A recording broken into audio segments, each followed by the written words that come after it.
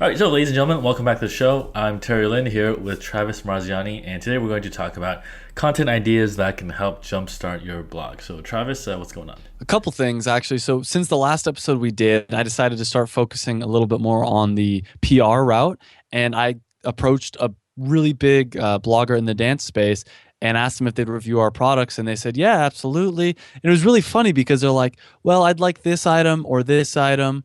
Or maybe this item or this item. Like if you can't send them all to me, that's fine. It's in my head. I'm like, we'll send you whatever you want. Just like write a review about it. We're happy to give you free stuff. So that was one of the first really big pieces of news. The second is I actually reached out to a local newspaper, and it turned out, like as I was doing research on who I should reach out to, turned out I knew one of the writers there. Like it was a girl that I'm friends with from high school. She just happens to be writing there. So I sent her a message on Facebook, and she's like, "Yeah, that sounds awesome. Like I'll talk to the higher ups and see if they're interested in the story." So I'm pretty excited about that.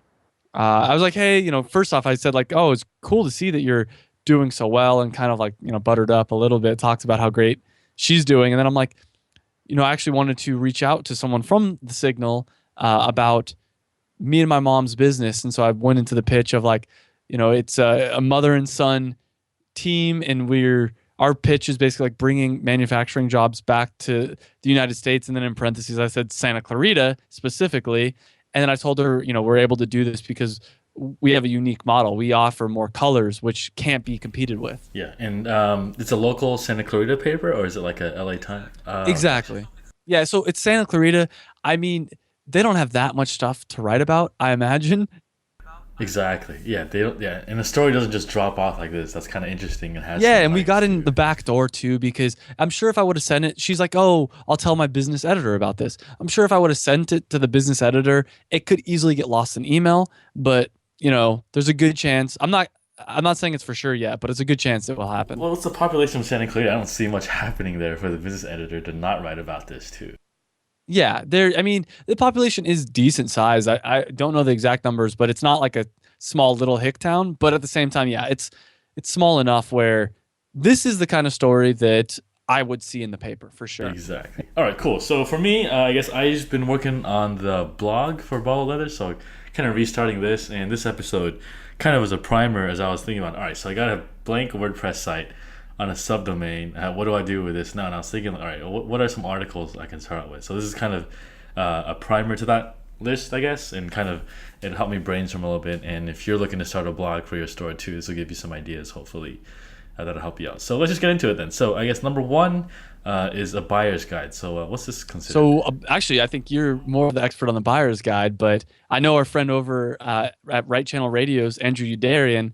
This is one of the big things he used to leverage to get signups, to get email signups, and also just as general information. And correct me if I'm wrong, but in general, buyer's guide is just helping the reader figure out what item they should buy. Yeah, so this doesn't really apply to me because wallets are kind of basic in the sense that if you're buying a boat motor versus a surfboard versus like a wallet, like the wallet product is much more simple than like a motor. Like if you're buying a car, like the engines, the valves, whatever, if you want to customize it, there's some people that can go really into this stuff, right? So I think the biggest example is also if you look at like tech blogs, like Anon Tech or kind of these PC gear hardware blogs, they always do like really in-depth reviews. And every year they have like, hey, here's a 2015 buyer's guide for the best PC you want. Like, here's what you get on the market. Here's the parts you need, and here's like where you can get it for the best price. And this stuff is super cool because it's not really pitchy. It's just like, hey, here's what's on the market. Here's what's the reviews. Blah blah blah. Here's what's good for your starter if you're advanced, intermediate, and then by the way, here's the link. Like, there you go. I feel like a buyer's guide's a little bit better if you're like an Amazon or a Best Buy, where you can say, "Hey, here's all the different products we offer. We're going to help you find the right one." Where if I write a buyer's guide for B Dancewear, it's going to be like, here are our competitors. Or I guess I could do a buyer's guide of like how to buy the right shorts and fabric and color or something of that nature, but it's not going to be quite as comprehensive. Yeah, or it could be like, what are the different fabrics and how do they affect you when you wear them? Like, do they stick to your legs or whatever? Do they get stinky or whatever, right? Yeah, and so like we have one of our listeners, Derek, who runs a surf shop. He's like, hey, when should someone pick a longboard? Like, what size of the board should you pick, and what kind of accessories do you need as a beginner? what type of wave should you go for, like locations. Like, there's a lot of stuff you can. Like, I feel like the more technical the space you're in, the more you can kind of add value to this angle as a buyer's guide too.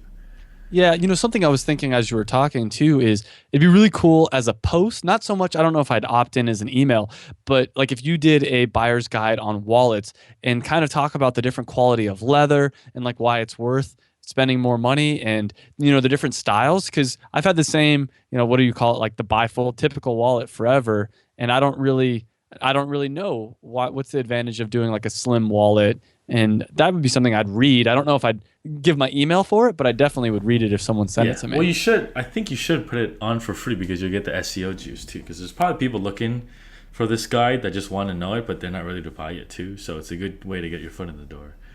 Yeah, that's true. Yeah. All right. So number 2, roundup posts. This is kind of your expertise because you did this for B Dancer and kind of in a very ninja SEO way, right? I love the roundup post, and it's actually I looked through what has worked the best for us in the last year, trying to like get that 80/20 roundup post. The top 50 dance studios we did article was just dramatically by far. Not only was it the best post in terms of the most views, probably by like 100 times more than the next one below it, but on top of that, after we released that article, our SEO numbers went up double from that point forward continuously. So the roundup post is something I love for multiple reasons. One, it uses a little bit of the smart spotlight marketing tactic if you do it properly, where you highlight the top 10, let's say, top 10 dance blogs is another one I want to do soon. So let's say I did the top 10 dance blogs. Then I tell all of them, hey, you made it to our top 10 list. And what do? They add a link to their website. They tweet it. They add it to Facebook, Instagram, whatever. They tell all their listeners or readers, and then all their readers want to come over to our blog to read about the other great dance blogs. Plus, it has permanent SEO juice if you do it properly. And so my goal is with the top dance blogs is that from that point forward, we'll be number one for SEO of best dance blog. Yeah, and if you look at like Forbes, Inc., they always do these like internet marketer type of posts, like, oh, like 10 tips from 10 people, right? And the idea is to just build off people's audiences. And I think like internet marketer, business advice, podcasting space, that's way overdone. But if you go to like some random niche like security cameras or boat motors, there's probably still space to that because no one really sees that stuff, right? Yeah, and like using the boat motors example, there's probably a few people in the field that actually have a decent Twitter following or a decent blog following, whatever, like it may be a decent YouTube following. And if you highlight them and spread the word, I definitely see you'll get all that social media and all those links. I know Google tracks those and it helps rank your website and your post higher up. Yeah, not to mention that it also gives you a good door in to building a relationship because you're like, hey, I think you're awesome. You're on my list. Versus like, hey, do you want me to do a guest post or can you write about my product? Like, they'll be like, well, why should I write about you? Right? You're already saying that they're awesome first. So you're preempting that kind of counter. Absolutely. It's a great little ninja spotlight marketing / roundup post tactic. Yeah, alrighty. So third one is informational, how to use our products. So this is a little bit different than the buyer's guide. So the buyer's guide would be, if you're in a very technical space, how do you get started? Informational was more like, all right, so you have a product, here's how you can kind of make the most. Yeah, so the one I had in mind was Adora Live. She was this lady, Anne Marie. I had her on the podcast, I think like almost 2 years ago. Wow. Well, this podcast is pretty old. Yeah. Anyways, so she runs a online sex toy shop, and basically every week she would do a YouTube video of like, oh, here's this dildo or here's this butt plug, and then it's made out of whatever silicone, the size of this, and she would do like a product review / informational thing, and then basically that was her blog strategy to drive traffic, and then basically she had this video series. And then it became, different types of product categories. And then she'd be, hey, by the way, go to my store, adoralive.com. And here you go. And that's the same thing I'm trying to do with our YouTube channel is 7 ways to DIY your dance costume. And we're planning on doing an entire series and actually turning it into an ebook about how to use our products to make really cool dance costumes. I think there's a difference too, where if you're selling a commoditized product, it can a little differentiate you because you're putting more effort into showing how it's different. Whereas if you own your own production, there's even more leverage points you can take this because you're making your own product. You're almost adding more value onto what it's already doing. Like you're giving them more perception than what they know too. Yeah, I also see it as expanding our demographic and our market because, previously I felt like our market was people looking for basic pieces of dance clothing. Now we're expanding it to not only people looking for basic pieces of dance clothing, but people looking for those and dance costumes. And I think we'll actually replace my kind of goal is to be able to replace the people that spend, $150 on a custom dance costume. It's like, no, no, no, don't do that. Just buy our basic pieces and do it yourself. So it's expanding the Exactly. marketplace. And if you have this control of your manufacturing, there's more stuff you can do. And I feel like when you have this kind of content and if you get interactions with your audience, you can figure out what the next product is too and get We some more. actually, yeah, we had someone that left a comment like, oh, how come you don't sell rhinestones? Or actually, no, this is what they said. Do you know where I could buy some good rhinestones? And that's something we've been thinking about carrying for a while. And it's like, actually, yeah, we're going to start selling them. So it kind of gives you good feedback in that sort of way Yeah, too. exactly.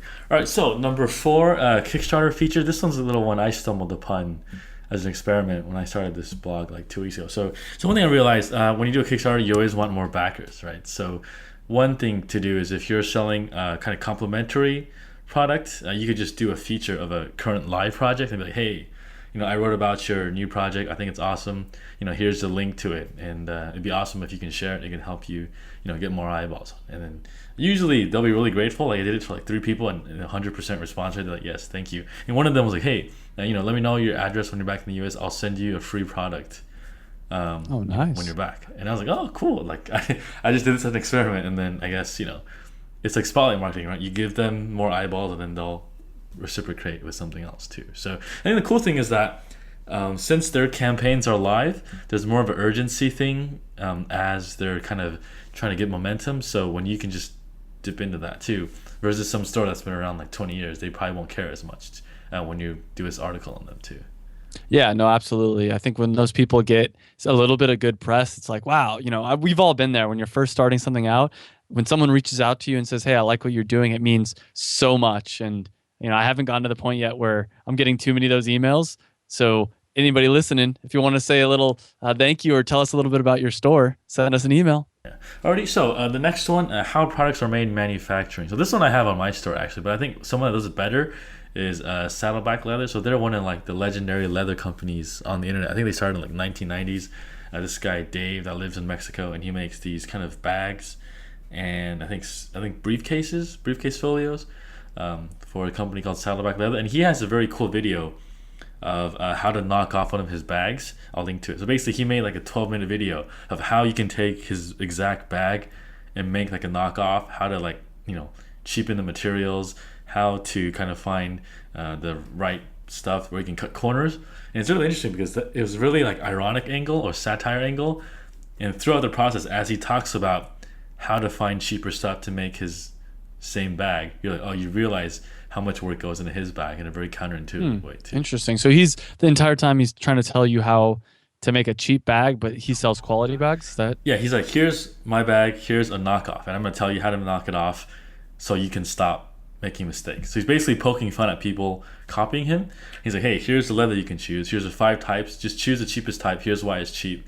Blah blah blah. And here's how you can cut corners because you can use smaller pieces, so you don't have to cut bigger parts of the hide. And then cut corners on this zipper. Use a fake button here and there. And it's kind of interesting because you're like, oh, he's talking about how exactly his bag is made, and he has like factory footage too, right, of what's going on. And then at the same time, he's poking fun of people that are copying him too. So that is pretty interesting. I like that. I think this stuff is all people want to know. It's like when you watch a movie like The Matrix, like, wow, how did they do that scene? And then you see like behind the scenes stuff, and you're like, whoa, this is so cool, and things like that.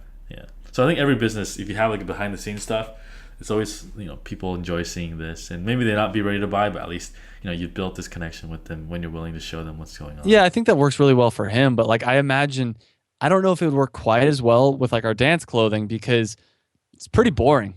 It's sure there's, I guess if we did it in a really cool way, yeah, I guess we could do it in a really cool way and like show. No, you could say like, hey, we have 200 colors, and then show like, hey, here's our warehouse, and then here's how we take a garment from fabric into design into shipping it to your door. And I guess we could also highlight and kind of poke fun at our competitors and be like, like here's an American just like you we're paying a good wage and cut to like a factory in China kind of thing, showing a bunch of like masked down. It's like, yeah, we could save a lot of money if we did it that way, but we choose not to.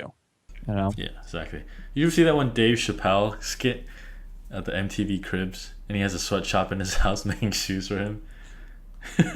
That's real. I want to link to that too because it's really funny. And Dave Chappelle is the man too. So, which kind of goes into the next point. You can go the entertainment route for a blog, but it's really tricky because I think comedy is a very fine art that you may think you're funny, your friends might think you're funny, but someone on the internet might take it the wrong way. And Do you have any examples of it's not smaller that easy. brands that do this? Because I have some big brands that I know that do this, but I can't think of any small brands. I guess one is the guy that you introduced me to. What's that guy's name with the guy that's like really jacked and always has those goofy videos? Oh, Mike and Gian. Bro Science Life. Yeah, yeah. So if you Yeah, look at Bro the Science Life. yeah, if you look at the YouTube channel Bro Science Life, it's like a workout parody channel where this guy is like a really jacked gym bro, and he has this New Jersey Italian accent, and he's just talking about working out, eating protein shakes. Like the thing is, that stuff, that level of comedy, it can really come off as douchey too, right? Yeah, but I think it worked for him because he started that first, and then he transitioned into selling products. The other examples I thought of were, and I was actually looking at their Twitter right before we were talking, is Taco Bell and what's the Right Guard? Like they do really just funny things, and it's kind of nonsensical, but it's like, oh, they're hilarious. Yeah, but you remember like the Old Spice commercials in like the early two Oh, that's what I thousands? meant. Yeah, Yeah, like that stuff Old was really Spice. cool, right? But like, how do you pull off that thing at such a fast pace? Like, you need a whole team of writers and everything too. And maybe as a listener, you're just talented in comedy. Maybe we're just underestimating. But I feel like this is like if it can be pulled off, it can work really well, or it could backfire. It's like a really high risk, high reward type of approach I to guess it, content. it might work if you can poke fun at a niche. Like that's what the bro science guy does. He really well is he's like, hey, not only am I going to sell to people that lift, but I'm going to make fun of them at the same time and kind of highlight all the little like funny things that the lifting world has to offer. Yeah, and what he That does is works. like really on point. Like the way he understands gym culture. Like I guess it comes down to like how well do you understand what market you're writing to, essentially. Yeah, I think that I obviously don't know enough about it, but like potentially we could do like comedy stuff on dance and like, oh, dance mom problems and do like short little videos or short little tweets and posts. Except that sounds completely awful to me, so that's not something I'm gonna try to Or do. we could do like top 10 dance team fails or something Yeah. like that, right? And then have like animated gifs. But then like, Oh my you gosh. know, do people want to be called out that they were a fail? I don't know. That's something you gotta That might figure be a out. little too harsh. Ex- Like I think it's funny if you can kind of make fun of it without like showing the people failing. Otherwise, I feel like that's a little mean. Yeah, exactly. But I feel if you can nail this down, it's a really really big advantage you can do content wise. It's just that I haven't figured it out, but there are some brands out there that are doing this too. So I guess enough for this one. Next one, checklist, tools, and resources. So a packing list is one of the first things that I thought of with the checklist, and it works really well. I believe, and I could be wrong, but a friend of mine, a listener of the show, Christy from Encircled, I believe that she actually used a packing list to get email signups. And I've had a couple other friends that do exactly the same thing. They use a packing list. So like, oh, you're going to go on this big, trip. Make sure you sign up for our packing slip or packing list or whatever. And I think in general, I like the idea of checklists because I actually make myself checklists all the time. Like I just recently printed out a checklist for, before I film. So I have a checklist before I film YouTube videos, I should say. Before I actually, even for my nightly routine, I made a checklist to make sure that I have everything set up for like an optimal experience in the morning, which is like, getting my tea ready. So in the morning I can just click a button and it heats up and little stupid things like that. So I think if you can transition the checklist, tools, resources, and actually checklist, tools, and resources should almost be separate ones, but specifically checklist, if you can kind of transition that into something that people do and they want like a simple solution that they can be able to check off, then it can work really well. Especially something they do repetitively, like traveling, making videos, whatever, going Dance, maybe like, surfing. yeah, it's surfing, like 10 things to make sure you have before your next surf trip. Yeah, or it's like if you're dancing, like 10 stretches to do before you dance or something like that too. 10 things to make sure you get done before your next dance competition to ensure you're number one. That's not a great title, but something of that nature. Yeah, there was a really cool one I saw. It was how to pack like 10 shirts, 5 shoes, six pants into like a carry-on by this flight attendant, and showing you how to like pack your clothes in the most efficient way. It's basically by rolling everything up in like a towel, and then you just kind of stack it like that. It's apparently like ways that it takes the least amount of space and like kind of empty air. It was kind of interesting too. So stuff like that. It's always like cool stuff you can have in your blog, and it's kind of evergreen content, which means that once it's there, it doesn't have to be updated. It's not like a 2015 list. You got to go up back next year and update it again too. So once it's there, it's always there. It's got long-term SEO value and things like that. Well, the tools is another one. You had all those kind of lumped in together, but I think tools is really great. Like I know that one of the best podcasts we've had was the tools episode, and we're humans. I think the definition of human includes the ability to use tools, and it's what separates us from other species. So if you can tell your readers, hey, here's 7 tools that are going to make your life easier, everyone likes that. Everyone's like, what? There's things out there, tools that can just make my life easier? That sounds awesome. So I think that's another great post to do. Yeah, exactly. And also going on the tools, like resources is the same thing too, right? Like you're a dancer, hey, here's top 10 dance books that'll help you increase, your craft or something like that, right? Or if you're like like if you're selling jewelry, like, hey, top 10 books on, pearls or whatever, that might be useful. I mean, I don't know if people read books on pearls, but, Yeah, stuff like that. Yeah. No, absolutely. I think have you seen people do the resources guide? I think it depends on what niche. If it's like a very technical thing, yeah. If it's like, say, you're buying like a car or something like that, and you want to fix it up, you need like some more background knowledge to get started. There's definitely resources. I guess I'd definitely read a post if it was like Tim Ferriss's top 10 books to success or something like that. I'd read it. I might even sign up for an email offer of something like that. So definitely if you're in the knowledge space, I feel like a resources list, and then it's pretty easy to write because it's like, hey, I'm going to talk about 10 books or 10, documentaries that will help you do something better. And it's like, you just kind of get to talk about things you enjoy watching or reading. Yeah, but I feel like for most e-commerce stores, checklist or tools is probably the most common one. Resources depends on your niche. So if it's more B2B, probably resources will make more sense. Yeah, that definitely makes sense. And I think once again, though, it depends because like I could do top 10 resources on increasing your dance technique, but I don't think I could do that as like a email sign up necessarily, but definitely as like a blog post. Yeah, exactly. Alrighty, then. So that's it for this episode. Kind of ways to jumpstart your blog content. You can do a buyer's guide, roundup post, kind of informational, how to use our products post, feature other crowdfunding campaigns when they need eyeballs, behind the scenes, how our products are made. You can go the entertainment route or checklist, tools, and resources. So hopefully, if you're looking to start a blog for your store, these ways to kind of jumpstart your content and put something on there before you do something more advanced like spotlight marketing, whereas kind of our product on interviewing your customers. If you want to get a copy of that, buildmyonlinestore.com and just click the spotlight marketing button, and we'll see you guys next week. See you guys next week.